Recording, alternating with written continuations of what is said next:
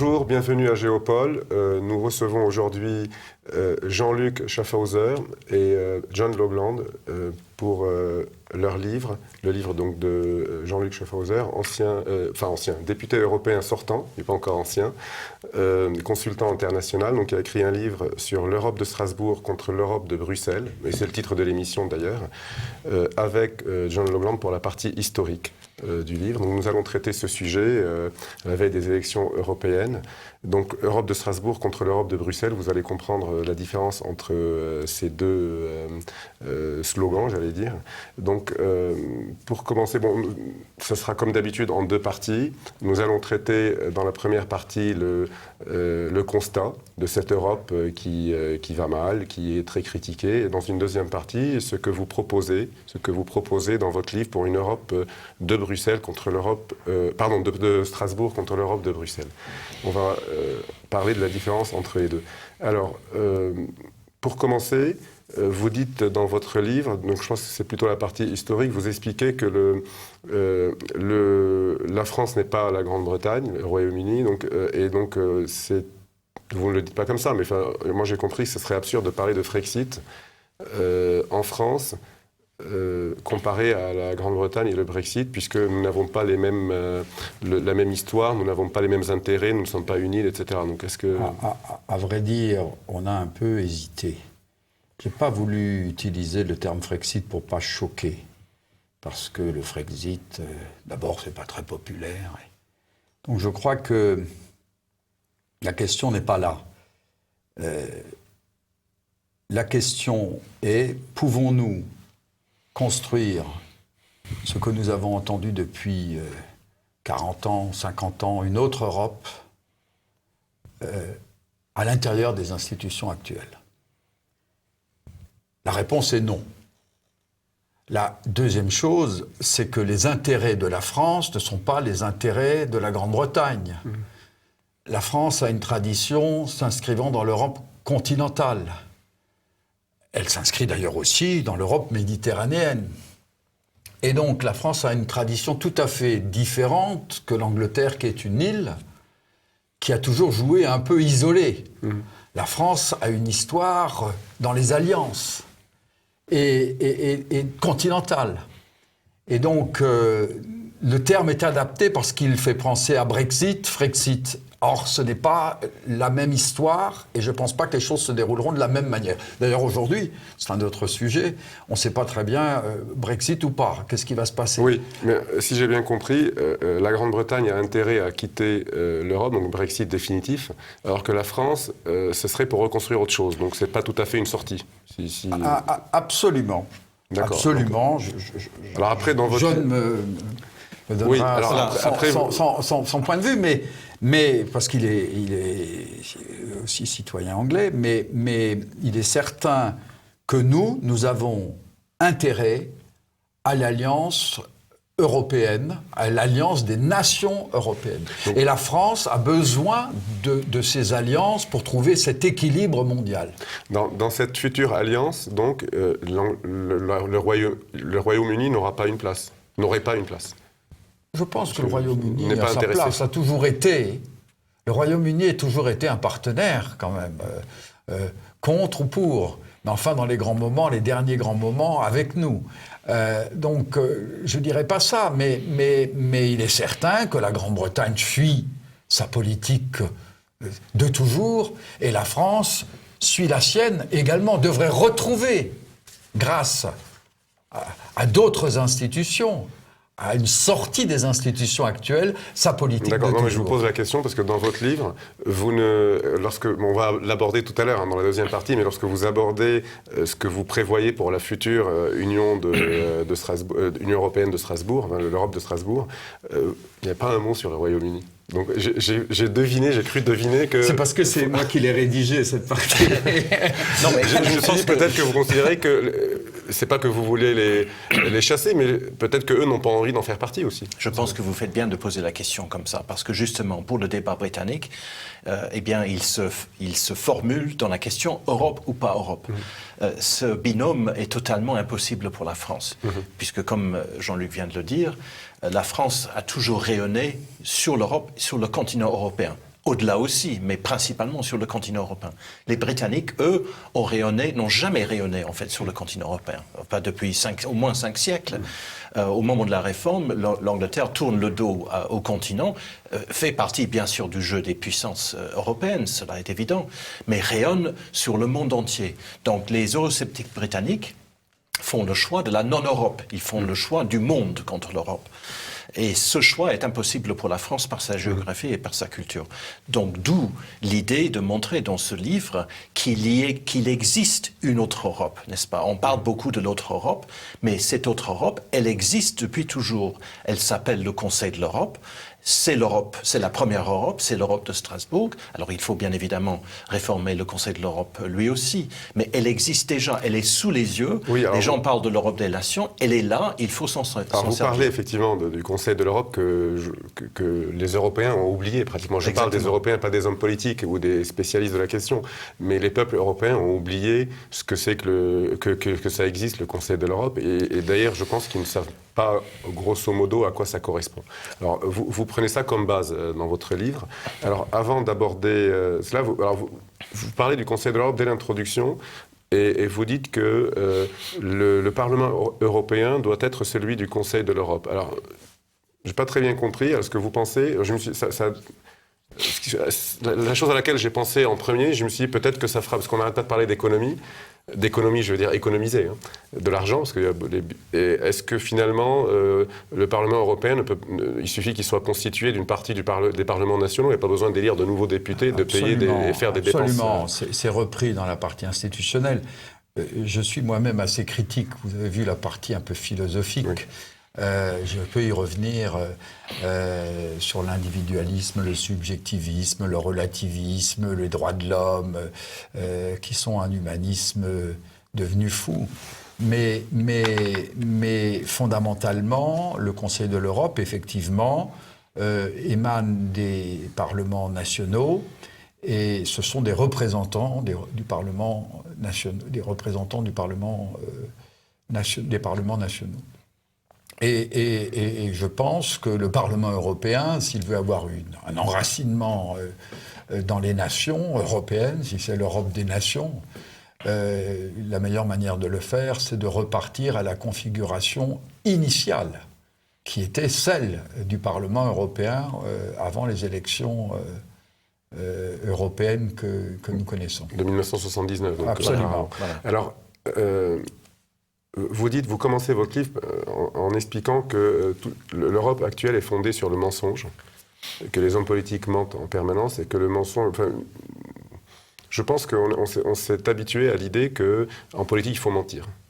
Parce que c'est comme ça que c'est présenté par des journalistes, que les hommes politiques... Enfin, les peuples sont maintenant persuadés qu'un homme politique, c'est un menteur, finalement. Ça fait partie de la normalité. Et que c'est comme ça qu'on se fait élire, on promet, après on n'applique pas toutes les promesses. Et vous expliquez que le mensonge provoque une perte de confiance, et donc ça fait une perte de confiance. C'est un danger pour la démocratie, j'imagine. Voilà. Moi, je crois qu'il y a un danger à dire qu'on arrivera à réformer l'Europe à l'intérieur des institutions actuelles. Ça, c'est le fondement de votre livre. Tout le livre est fondé sur ça. C'est un mensonge. Pourquoi ? Les institutions actuelles sont fondées sur la concurrence. Le libre marché, le marché unique. Concurrence non faussée. À partir du principe de la concurrence, vous rentrez obligatoirement dans une guerre économique. Et vous ne pouvez pas fonder l'Europe de la coopération des nations sur ce principe de la concurrence. Le principe de la concurrence, tout naturellement, en économie du moins, renforce le plus fort et affaiblit le plus faible. Une Europe qui s'est fondée sur le renforcement de la nation la plus forte et l'affaiblissement des plus faibles, des autres nations, est le principe de contradiction absolue. Cette Europe ne peut pas fonctionner. Elle aboutit à renforcer le plus fort, en l'occurrence l'allemand, et à détruire les autres nations, selon le principe même de constitution de l'Europe actuelle.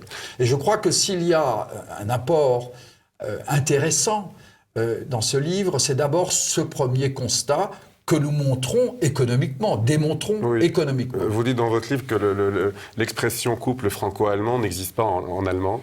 Et que, en fait, pour la simple raison que l'Allemagne est supérieure et en fait, il n'y a pas de couple finalement. Absolument. Ça a été inventé par Le Monde. Oui. D'ailleurs, ils en font référence aujourd'hui, je crois. Ce couple franco-allemand, ça a été inventé dans un. C'est un peu une construction mythique. Voilà, on fait croire aux gens qu'en fait, il y a 27 pays dans l'Europe et il y en a 2 qui sont un peu les meneurs, la France et l'Allemagne. En réalité, c'est que l'Allemagne. Absolument. Si j'ai bien compris. Ça n'a pas été à l'origine. Oui, bien sûr. Parce qu'il y avait 2 Allemagnes. Ensuite, la France était, sous le général, quand même une puissance qui avait gagné quand même la guerre et qui était économiquement, qui avait beaucoup plus de croissance, on oublie de le dire, que l'Allemagne.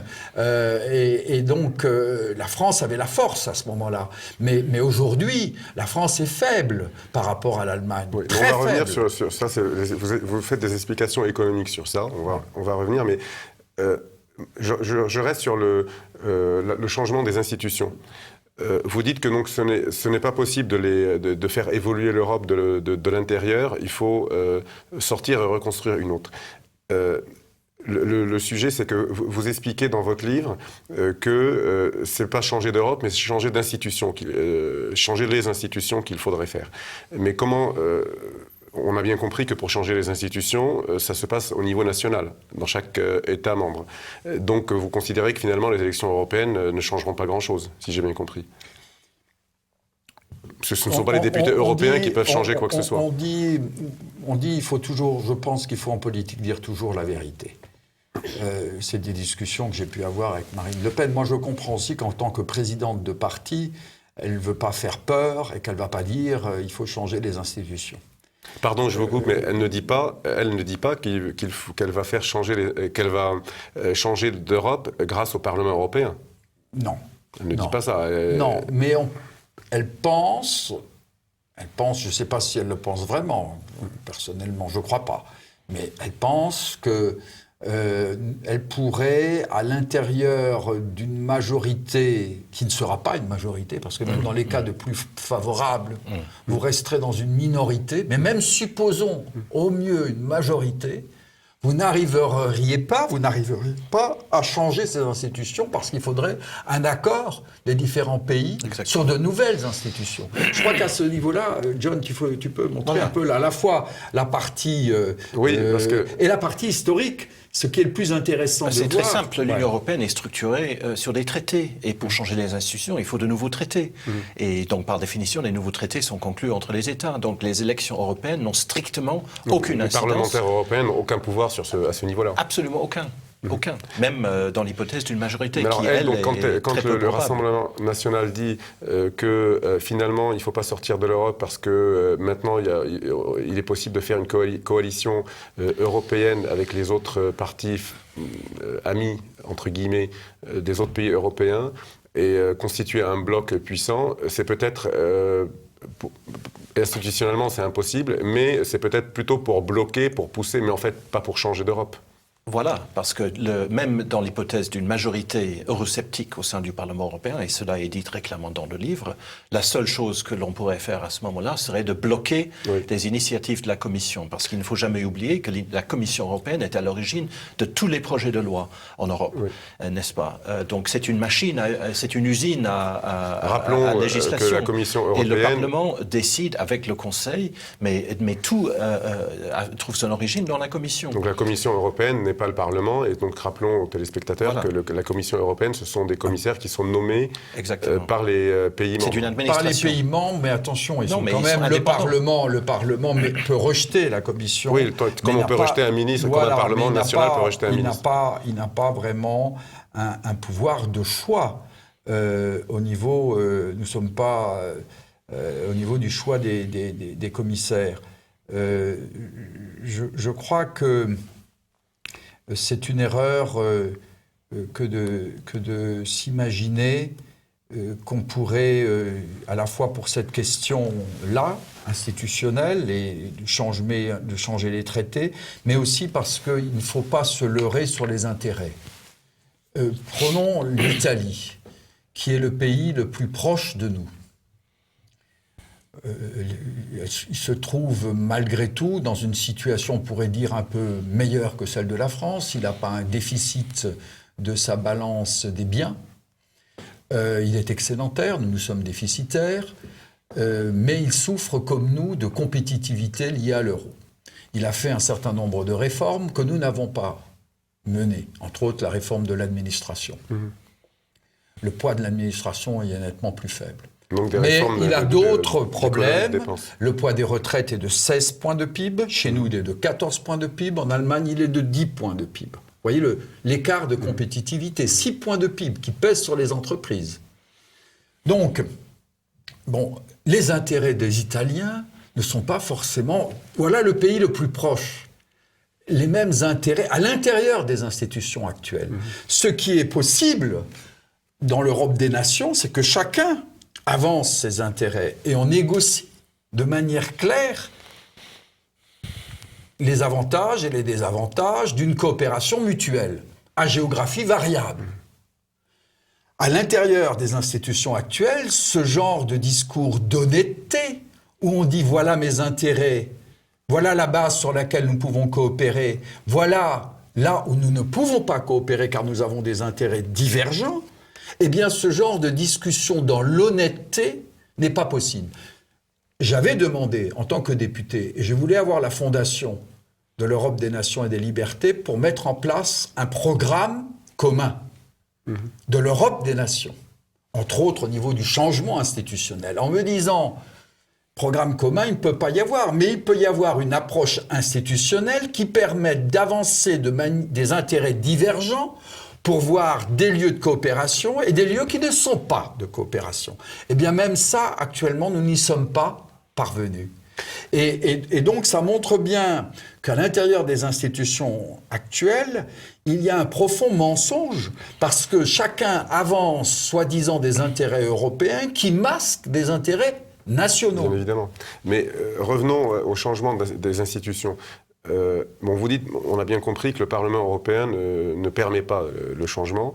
Alors après, on peut, ceux qui, notamment le Rassemblement national, un projet parce que souvent on leur dit, mais pourquoi vous présentez à eux et à d'autres qui sont eurosceptiques, pourquoi vous présentez aux élections européennes puisque vous êtes contre l'Europe. Donc en fait, pour le changement, il faut que les nations, les États provoquent ce changement institutionnel, mais faute de pouvoir le faire, c'est-à-dire faute d'être au pouvoir dans les différents États, parce que dans certains États comme l'Italie ou la Pologne ou la Hongrie, effectivement, il y a des hommes politiques au pouvoir qui sont pour un changement probablement, mais pas dans les autres. Alors pour provoquer ça, est-ce qu'un bloc puissant au Parlement européen ou majoritaire qui bloquerait l'avancement ne peut pas provoquer dans ces gouvernements, si tout est bloqué, peut-être que ça pourrait provoquer une sorte de... Regardez la Hongrie. Oui. La Hongrie, je connais bien un pays, ou la Pologne, c'est un deuxième pays que je connais bien. Ils ont des intérêts, évidemment, à être dans l'Union européenne et le libre marché, car évidemment, ils ont des excédents forts, et la compétitivité leur convient très bien, marche très bien pour eux. Elle consiste, en fin de compte, à faire que les emplois français aillent en Hongrie et en Pologne. Mais ce n'est pas l'intérêt de la France, une telle eux logique. Ne pousseront pas au changement institutionnel. Voyez, parmi même les eurosceptiques, vous ne pouvez pas trouver un programme commun sur la base de l'Europe actuelle du libre marché. Alors comment faire ?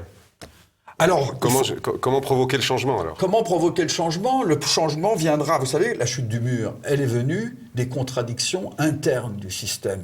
Eh bien moi, je suis convaincu que de la même manière que le communisme est tombé, le système libéral, appelons-le un peu ainsi, de concurrence libre, ouverte, eh bien, va s'effondrer de lui-même.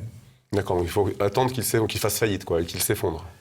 Il faut attendre. On peut, c'est ce que j'essaye dans cet ouvrage, montrer ces contradictions. On peut même, c'est ce que j'ai fait dans cet ouvrage, leur dire, si vous voulez éviter la crise grave qui se profile, ce sont mes propositions de 2012 que j'avais faites avec Muscat, qui était secrétaire général à l'Élysée, que j'ai continué lorsque Macron était secrétaire général adjoint. Donc, vous pourriez faire ceci, vous n'aurez pas de budget européen, mais on pourrait utiliser, on ne va pas rentrer dans ce sujet technique, ce sera la deuxième partie, la Banque centrale pour faire un budget de transfert, mais même les réformes indispensables pour que le système arrive à subsister, ils ne les feront pas, car elles sont contre la doxa du marché libre, unique, de concurrence parfaite. En fait, c'est idéologique, vous l'expliquez dans votre livre, c'est idéologique, donc ça a été fondé, vous expliquez qu'il y a l'Europe de Gaulle et de Churchill, et il y a l'Europe de Schuman et Monnet, et donc c'est cette dernière qui a gagné finalement, qui a appliqué. Et donc, en réalité, donc c'est idéologique, c'est voulu exprès. Mais à ma connaissance, vous allez me dire si c'est exact ou pas, mais il n'y a aucun pays, aucune confédération dans le monde qui pratique cette idéologie. Enfin, on prend les grandes puissances économiques, que ce soit les États-Unis, la Chine, le Japon. Absolument. Tout le monde se protège. On l'a vu encore. On va pas ouvrir un débat sur l'affaire Ghosn-Renault, mais il n'est plus. C'est un secret pour personne que c'est une affaire politique. C'est une affaire politique. Le Japon se défend comme tous les autres pays. Absolument. Sauf nous. Enfin, Sauf nous. Sauf nous, les Européens. Et vous dites que c'est pas de la naïveté, c'est de l'idéologie. Oui. C'est de l'idéologie parce que l'Europe, et ça c'est la pertinence de la partie historique, l'Europe aujourd'hui, l'Union européenne, a un antinationalisme dans ses gènes. Et c'est justement pour cela que nous distinguons les deux Europes. L'Europe de Strasbourg, l'Europe du Conseil de l'Europe, l'Europe justement de Winston Churchill, mais aussi du général de Gaulle, est une Europe de coopération entre nations. Et nous le voyons dans les institutions du Conseil de l'Europe qui n'ont jamais été supranationales. Aussi d'ailleurs parce que les Britanniques avaient tout vidé au moment de la rédaction du traité de Londres qui va créer le Conseil de l'Europe en 1950. Nous sommes aujourd'hui le 9 mai 2019, nous sommes en diffusion différée. Et bien le 9 mai 1950, quand Robert Schuman fait la déclaration Schuman qui va créer la communauté européenne du charbon et de l'acier,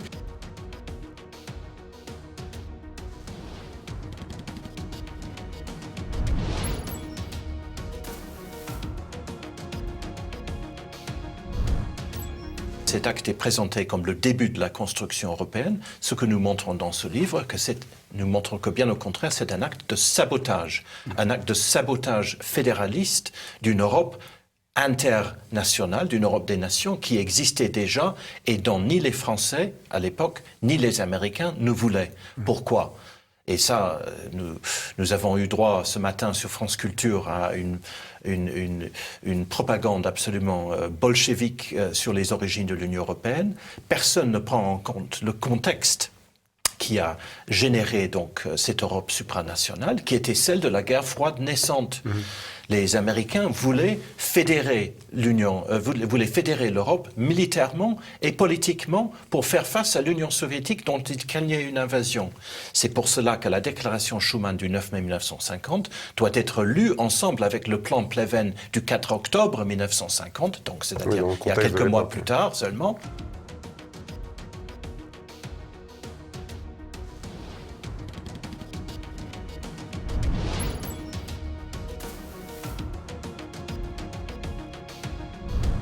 C'est un ensemble. Les deux constituent un ensemble. L'idée étant, dans les deux cas, de fédérer l'Europe politiquement et militairement, pour des raisons de géopolitique. Le fédérateur étant les États-Unis. Absolument. Donc, entendre, comme nous l'avons fait ce matin sur France Culture, que en 1950, les Européens se seraient décidés de se réconcilier comme s'ils avaient mis 5 ans à se poser la question de l'après-guerre, ce qui est évidemment une folie.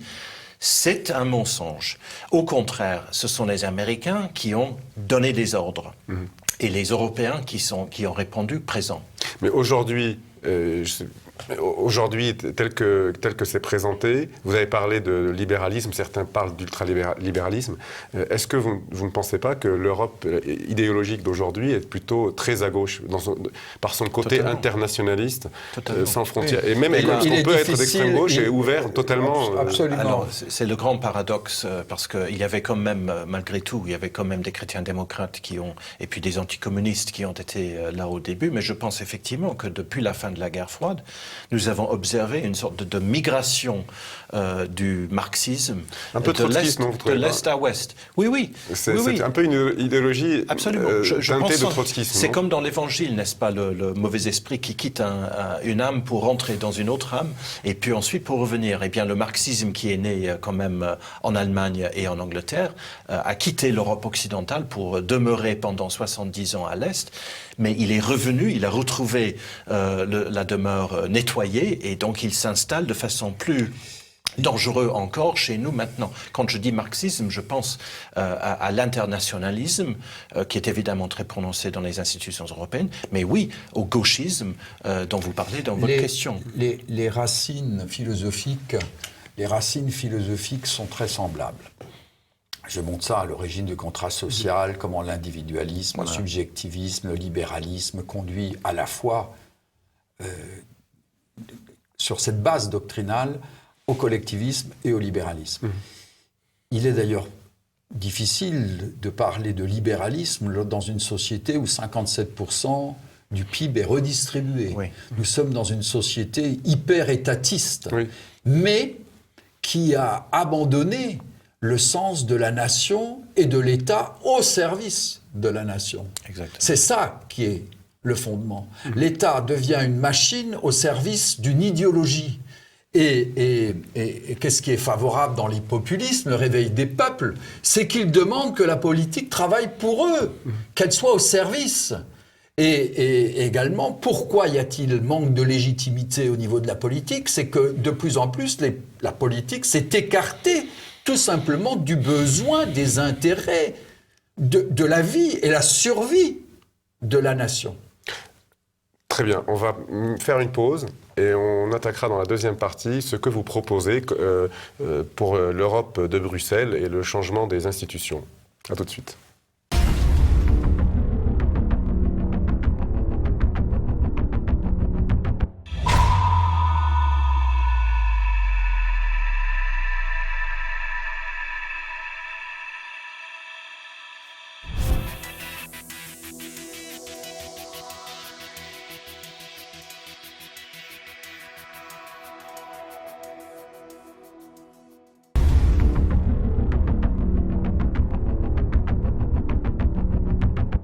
Nous sommes dans la deuxième partie de cette émission et nous allons aborder vos propositions dans ce livre pour un changement des institutions en faveur de ce que vous appelez l'Europe de Bruxelles.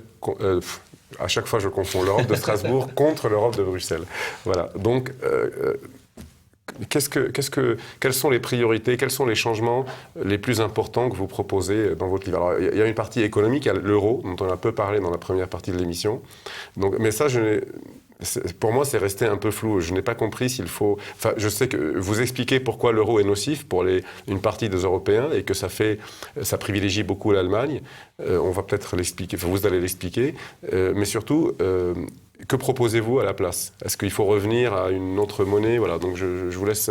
D'abord, expliquez-nous quels sont les premiers changements institutionnels qu'il faut faire. Et puis, en deux, quelles sont les premières réformes économiques, et notamment sur l'euro? Oui, John, tu me compléteras si j'ai des éléments. Moi, sur les changements institutionnels, c'est tout ce qui est supranational. Il a bien montré les logiques supranationales. Donc, l'Europe que nous voulons, c'est une Europe où rien n'est abandonné de la souveraineté. C'est le principe de base. C'est une Europe un peu à la Suisse. J'aime beaucoup la Suisse. Parce que les Suisses sont européens et ont toujours refusé d'être membres de cette Europe. Par contre, ils sont membres du Conseil de l'Europe. C'est une Europe où la nation est souveraine et garde totalement toutes ses compétences. À partir de là, elle dit aussi la vérité. Voilà nos intérêts. À partir des intérêts de chacun, on est capable de les conjuguer, de créer ensemble une Europe de la coopération, avec des agences, avec un Parlement issu des différents parlements nationaux, et à travailler ensemble. Et puis aussi, on a des lieux où nous ne pouvons pas travailler ensemble car nos intérêts sont divergents. Mais nous décidons de trouver un modus vivendi, un modus operandi, une manière de vivre ensemble parce que nous sommes de culture commune et que nous pensons, et moi je le pense fondamentalement, que la coopération vaut toujours mieux que la concurrence. Que la concurrence finit toujours un gagnant, un perdant, alors qu'une coopération doit profiter mutuellement à chacun. Vous expliquez dans le livre que la concurrence, c'est la guerre. Vous expliquez que... Parce qu'on à nous terme, dit depuis des années absolument. que l'Europe, c'est la paix, ce qui est une escroquerie intellectuelle totale. Et donc vous expliquez que le contraire, c'est la concurrence. En fait, les guerres viennent de la concurrence économique, parce que ça crée un faible et un puissant. Et donc, vous expliquez, donc, si j'ai bien compris, vous me corrigez, que la coopération pacifie, en fait. Oui, absolument. Et vous savez, les guerres ne sont pas uniquement les morts tués sur un champ de bataille, ce sont les morts sur le champ de bataille économique, tous les laissés pour compte de l'économie française, qui subissent cette concurrence, qu'il faut le dire aussi, telle qu'elle est conçue, est totalement déloyale, au profit de pays d'ailleurs comme la Hongrie, comme la Pologne, etc. C'est pour cela que nos intérêts ne sont totalement divergents sur certains points. Alors vous pouvez dire un mot pour expliquer pourquoi c'est déloyal, parce que j'imagine la main-d'œuvre est moins chère. Parce que la main-d'œuvre est moins chère, effectivement, et je crois que le facteur main-d'œuvre est un facteur extrêmement important, et parce que et si vous ramenez dans un marché libre, Peugeot a plutôt intérêt à fabriquer à faire ses Peugeot en Slovaquie, ce qu'elle fait en grande partie, que d'aller faire en France. Mais vous expliquez aussi dans votre livre que même l'Allemagne pratique une concurrence déloyale. Alors là, du coup, c'est pas la main-d'œuvre moins chère, c'est la monnaie. Alors, comment vous expliquez ça? Oui, parce que vous dites qu'il n'y a pas que la qualité. On dit toujours que les Allemands sont supérieurs grâce à la qualité de leurs produits. Absolument. Vous expliquez que ce n'est pas seulement la qualité. Absolument. Le cadre de la monnaie unique. Alors, sur la monnaie, il y a une ambiguïté. Parce que celui qui dirait aujourd'hui, je vais sortir de la zone euro comme ça, il va être attaqué au niveau des marchés. Et il ne faut pas dire que la question de l'euro n'est plus une question d'actualité. C'est une question centrale. L'euro est une machine de guerre qui ne permet plus aux États de retrouver leur souveraineté économique. Par contre, ce qu'il faut dire, c'est que cet euro peut être utilisé différemment. Premièrement, comme vous l'avez souligné, dans le cadre actuel, par exemple, un pays comme l'Allemagne qui a d'énormes excédents, 10 fois plus que la Chine par tête d'habitant, 10 fois plus que la Chine par tête d'habitants. Eh bien, naturellement, dans un système de monnaie nationale, sa monnaie serait surévaluée. Or, le fait qu'il y ait la Grèce, ou la France d'ailleurs, ou l'Italie, fait que l'euro est très, très avantageux à l'Allemagne, puisqu'elle n'a pas sa monnaie surévaluée. Donc, elle rajoute à sa compétitivité naturelle, du savoir-faire industriel, une compétitivité monétaire qui, elle, n'est pas du tout rationnelle et pas du tout raisonnable d'un point de vue économique. Non, si j'ai bien compris, l'euro qu'on accuse d'être très fort, il est très fort pour nous, pour l'Europe du Sud, mais en fait, il est très faible pour les Allemands. Absolument. D'accord. Et c'est qu'il est avantage économiquement pour l'exportation. Ce qui vaudrait dire que l'Allemagne devrait vouloir, si elle était juste, en disant « je profite d'un euro faible », donc il est normal que je me sente solidaire de la Grèce ou de la France ou de l'Italie. Mais bien au contraire, l'Allemagne se dit « nous sommes les meilleurs, nous devons donc gouverner économiquement, nos règles sont les bonnes règles, et donc que tout le monde devienne allemand. Comme ça, l'Europe sera parfaite. » Et à cela, nous devons répondre, attention, n'allons pas si vite. Effectivement, vous avez mené des réformes, mais nous ne pouvons pas mener même nos réformes actuellement. Je prends un exemple. La France a à peu près 10 points de dépenses publiques en plus que l'Allemagne. Fondamental, nous perdons totalement notre compétitivité, parce que ces 10 points supplémentaires pèsent sur les entreprises françaises. Les entreprises françaises payent le double de fiscalité. Pas réformer cela. Nous ne pouvons pas le réformer. Pourquoi? Parce que supposons que je diminue la dépense publique. Dans une économie où je ne peux pas injecter massivement dans l'investissement, je rentre immédiatement en récession. Et ce que j'ai perdu, ce que j'ai gagné, je dirais, en dépenses, ce que j'ai perdu, ce que j'ai gagné en dépensant moins, je le perds en ayant moins de recettes. puisque je vais rentrer en récession.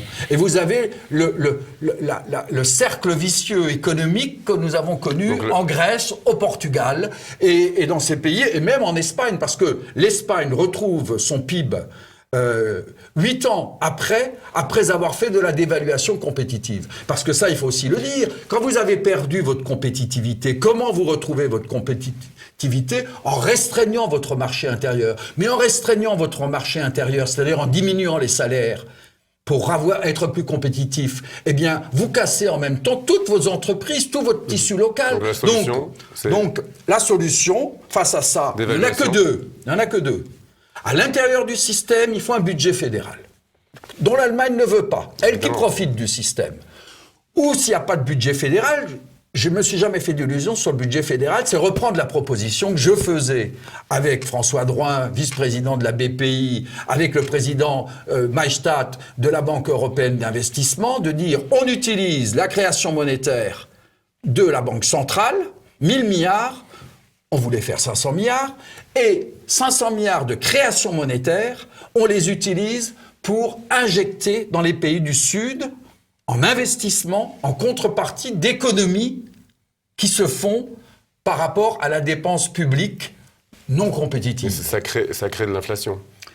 Non, ça ne crée pas forcément de l'inflation. Non, c'est pas une sorte de dévaluation que vous proposez. Non, ça crée pas de l'inflation. Il n'y a aucune raison que ça crée de l'inflation. La Banque centrale a créé 2600 milliards, entre autres, 2600 milliards d'euros, donc créés de toutes pièces pour acheter de la dette publique. Oui, parce que le système est quand même reste libéral. Donc on est bien conscient que la dette grecque, ce n'est pas ce qu'on avait cru au début. On avait pensé au début que la dette grecque, elle avait autant de valeur que la dette allemande. Bon, on a vite déchanté quand on s'est rendu compte que l'Allemagne ne venait pas au secours de la Grèce. Bien au contraire, elle était là pour un peu plus l'enfoncer. Donc, le système a compris que le marché en tant que tel voit quand même que l'Allemagne est un risque moins fort que la Grèce. Alors, comment on a fait? On va aplatir tous les taux. Comment on aplatit? Eh bien, on fait marcher d'une certaine manière l'hélicoptère monnaie, on crée de la monnaie et on achète de la dette. Et en contrepartie, on a tous les taux plats. Bon, mais ce système ne sert à rien. Ce système ne sert qu'à sauver le système. On n'a pas créé de nouvelles richesses, on s'est endetté plus. Et on se trouve dans une situation encore pire. C'est une illusion, vous dites dans votre livre. Absolument. Et ce qui nous attend, c'est le collapse, le crash. On vient de tomber là du 40e étage, on est au 2e étage, tout va encore bien, mais le sol, la réalité approche. Donc c'est ça que je décris dans mon livre. En gros, le taux très bas permet de s'endetter davantage, et finalement on a l'impression que tout va bien, mais en réalité on est toujours endetté. Exactement. On augmente la dette. Absolument. On s'endette plus, on crée moins de richesses. On crée moins de richesses. Donc la situation est bien plus grave. Donc on n'arrivera pas à rembourser. Voilà, alors on peut continuer jusqu'à le fait que la monnaie ne vaut plus rien. Parce qu'à la fin du compte, ça va être ça. C'est ça. Oui, en fait, c'est une sorte de pas d'inflation, mais d'évaluation. C'est une manière... Si la monnaie ne vaut plus rien, c'est une manière... C'est tout le paradoxe. Dans l'idéologie, vous êtes toujours dans le paradoxe. On parle de marché. Mais en l'occurrence, on utilise toute la puissance de la Banque centrale pour détruire le marché. C'est ça. Fausser le marché. Absolument. Mais tôt ou tard, la réalité du risque, de l'endettement supérieur et du fait que la création de richesse est inférieure, réapparaîtra. Vous pouvez fausser le thermomètre, le malade est quand même malade. D'accord, mais alors, il y a une contradiction dans ce que vous dites, c'est que vous êtes pour l'Europe des nations. Enfin, c'est pas une contradiction dans ce que vous dites, mais c'est plutôt puisque l'Allemagne, en gros, vous expliquez que l'Allemagne joue son jeu, fait son intérêt. Mais vous êtes pour l'Europe des nations, mais vous demandez à l'Allemagne de partager un peu les...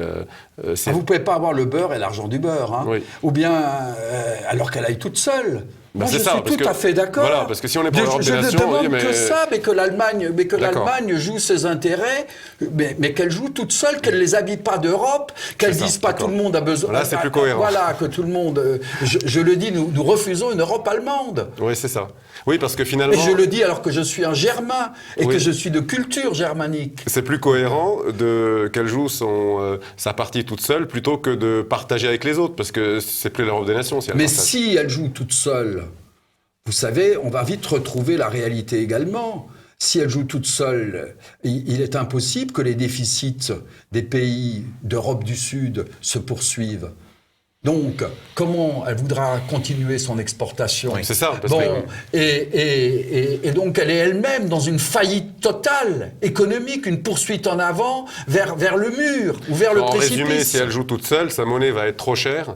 Sa monnaie va être trop chère. Elle ne pourra plus autant exporter vers l'Europe et les du Sud, autres par ne exemple. pourront plus continuer à acheter non plus, au moins au sein de l'Europe. Alors elle s'est ouverte mondialement, mais on se rend bien compte que l'Allemagne aura des difficultés également aux États-Unis, parce que M. Trump dit attention, les voitures allemandes, on va les taxer, et qu'en Chine, ça se passera pas comme ça. Alors évidemment, elle s'associe momentanément avec le chinois, y trouvant un intérêt contre l'Europe. D'ailleurs, contre l'Europe, c'est quand même là on voit de nouveau les limites, soi-disant, du discours européen des Allemands.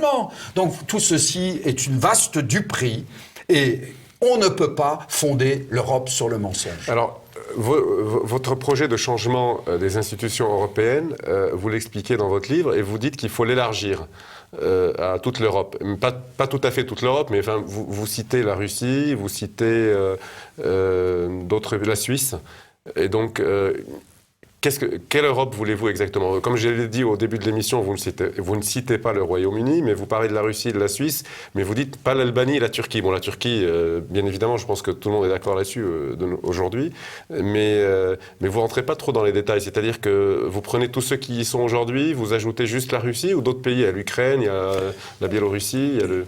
Nous avons eu une discussion parce que John avait mis la Turquie au début et moi j'étais... L'Europe telle que je la vois, c'est une Europe de civilisation et de culture. Je ne me cache pas sur son identité chrétienne. Je montre même ses fondements, comment ils sont encore présents, y compris dans les dérives intellectuelles. Les dérives dogmatiques, actuellement, sont un peu des dérives hérétiques, d'une certaine manière, d'une logique venant d'un soubassement chrétien. Des logiques devenues folles, comme on le dit, des idées chrétiennes devenues folles. Comme le disait notre ami russe, j'oublie, ça me reviendra, Soloviev, voilà, qui décrivait l'Occident. Eh bien, donc, par rapport à nos intérêts, quels sont nos intérêts? Nos intérêts, c'est d'une part la puissance chinoise. Il est certain que si on regarde la Chine, la Russie, la Sibérie, la Russie a plutôt intérêt d'être du côté occidental, d'être avec nous dans l'Europe, que d'être du côté chinois. Parce que la Chine, qui est la première économie en pouvoir d'achat mondial, avec 1,4 milliard, 1,5 milliard, n'a pas de problème à s'occuper des 150 millions russes. Ils sont même moins, 140. 140, oui, 140, voilà. Bon... Donc, ça, c'est une alliance de civilisation, de culture. Parce que nous avons la même... Je citais Tolstoï, Soloviev, Dostoïevski, et donc nous sommes les héritiers d'une même culture et d'une même identité chrétienne. Avec ces deux poumons, comme le disait Jean-Paul II, c'est ça mon principe de l'unité continentale. C'était inspiré de la pensée de Jean-Paul II, qui lui-même m'avait demandé, moi qui étais anti-russe, en disant il faut se protéger de la Russie, mais d'aller vers la Russie parce que c'est notre intérêt, à nous. Donc la première base, elle est culturelle et spirituelle. La deuxième base, elle est aussi technologique. Avec la Russie, la France, qui maîtrise un certain nombre de savoir-faire, même si on en a perdu énormément, la France peut retrouver une souveraineté. Car il est indispensable de retrouver notre souveraineté dans les technologies. Aujourd'hui, vous ne maîtrisez pas, vous avez Google, Facebook, tous les systèmes Internet, toutes les technologies modernes sur lesquelles, les satellites aussi, sur lesquels tout est fondé au niveau de l'armement. Si vous ne maîtrisez pas, si vous avez perdu la maîtrise de votre défense, par exemple, ce qui est le cas, les Européens ont perdu. Eh bien, absolument, vous n'êtes plus un pays indépendant. La souveraineté ne veut plus rien dire. Il n'y a pas seulement la notion d'économie, la souveraineté monétaire, il y a aussi la souveraineté technologique. Et certes, nous devons progresser, mais nous devons faire des alliances aussi pour cela. Et je pense que l'alliance avec la Russie est naturelle, car nos intérêts se conjuguent de la même manière. Pourquoi la Suisse? Pourquoi la Suisse? Pour moi, c'est un repère. Je suis aussi d'origine suisse, par mon nom, et par ma famille, du côté paternel et maternel. Eh bien, la Suisse, elle est soucieuse de sa souveraineté et de son indépendance. Si à un moment donné, les Suisses disent « nous, on ne marche plus », alors on va fausse route. On fait fausse route. Il faut toujours être respectueux de chacun. Et à partir de là, je pense que nous arriverons à bâtir cette Europe des nations et cette Europe de la souveraineté. Alors cette Europe des nations de la souveraineté que vous appelez donc l'Europe de Strasbourg, vous avez évoqué les sujets économiques, les sujets des institutions et de la souveraineté. Qu'en est-il des frontières ? Parce que, bon, aujourd'hui, les frontières européennes sont existent en théorie, mais en réalité, c'est totalement ouvert. Nous avons évoqué le fait que ça soit idéologique. Et donc, comment voyez-vous les institutions futures d'une Europe des nations avec des frontières nationales et des frontières européennes, ou juste des frontières nationales? Et comment se protéger? Parce que vous avez évoqué la culture chrétienne, et vous avez évoqué Jean-Paul II, qu'en est-il aujourd'hui du pape François qui fait une sorte de croisade à l'envers, j'allais dire, pour faire un jeu de mots en faveur de l'immigration et des religions extra-européennes? Oui, je relativise les propos du pape et du Saint-Père. D'abord, ils ne sont pas ex cathedra. Ensuite, il y a la continuité historique. Et la continuité historique, c'est des nations. Dieu parle aux nations. C'est dans la Bible. Les nations sont mises en avant par Jean-Paul II, mais dans une tradition de toute l'Église, comme identité, comme Dieu a voulu, je le répète, les nations, parce qu'elles expriment dans leurs différences une grandeur. Et donc, là, je pense qu'il faut relativiser ces propos et les resituer dans une continuité d'Église. On ne peut pas être en rupture d'Église. Et si vous prenez le catéchisme de l'Église catholique, il est bien dit que le premier devoir du migrant dans le pays d'accueil, c'est d'accepter la culture du pays et d'y apporter sa contribution. Mais c'est aussi, voyez, donc attention, parce que là, ça va au-delà de cela avec le pape François, parce qu'il était en Bulgarie, il était dans les Balkans récemment. Je suis d'accord avec vous, mais c'est l'apologie de l'islam, pratiquement. Oui, très bien, mais très bien, il y a un moment donné où il faut regarder la continuité de l'Église. Et si on n'est pas dans la continuité de l'Église, cela porte un nom. Oui. Non, mais vous savez, je suis catholique. Voilà. Si on n'est pas dans la continuité de l'Église, cela porte un nom. Je suis d'accord avec vous, mais il se trouve qu'on a un pape qui fait le contraire. Voilà, il y a la continuité de l'Église éternelle. Voilà. Et si on n'est pas dans la continuité de l'Église, cela porte un nom. Hérésie. On est d'accord. Mais c'est pas le nom que j'utiliserais, mais ça porte un nom. Comment faire contre cela? Parce que vous avez raison, c'est la continuité, c'est le pape, c'est comme ça. Mais là, ça va au-delà de juste l'accueil du pauvre et du migrant. Là, ça va, c'est une sorte d'apologie de l'islam et des religions qui ne sont pas catholiques. Oui, écoutez, moi je sais que Jean-Paul II avait ce souci d'une Europe forte, chrétienne, catholique, de la Russie et de l'entente avec le monde orthodoxe. Et j'avais participé à cette rencontre voulue avec le monde orthodoxe. Benoît XVI aussi, d'ailleurs, au sujet absolument, du monde orthodoxe. Totalement. Ayant même écrit les bases idéologiques et théologiques de cette rencontre. D'ailleurs, c'était la continuité totale de Jean-Paul II, à ce niveau-là. Mais même plus précise en termes théologiques et dogmatiques. Remarquable. Là, il y a une rupture. D'ailleurs, le pape François a été très mal reçu en Bulgarie par le clergé orthodoxe. Et là, nous avons une rupture. Oui, je la constate, et puis c'est tout. Je ne vais pas maintenant... Il ne parle pas ex cathedra. Et puis... bon, maintenant, pour revenir... aux frontières. L'Europe et les frontières, à votre question... Et John me dira aussi son point de vue, comment il voit les choses. Moi, je vois d'abord l'unité profonde, culturelle et spirituelle. Je vois ensuite les nations. Je vois que chacun se mette à la table et non pas derrière l'hypocrisie européenne, dise ses intérêts. Je vois l'intérêt de travailler ensemble. Je suis pour une agence européenne de l'immigration. Soyons très clairs, l'immigration peut être stoppée net, si on le veut. Net et totalement. Il n'y a pas de problème technique. Maintenant, si je le décide, c'est pas pour que les immigrés ne soient plus en France, mais aillent en Italie. Donc, il est nécessaire, en ayant une responsabilité nationale. Aucune responsabilité ne se délègue au niveau européen. Tout reste au niveau national. Eh bien, il est nécessaire qu'on se coordonne.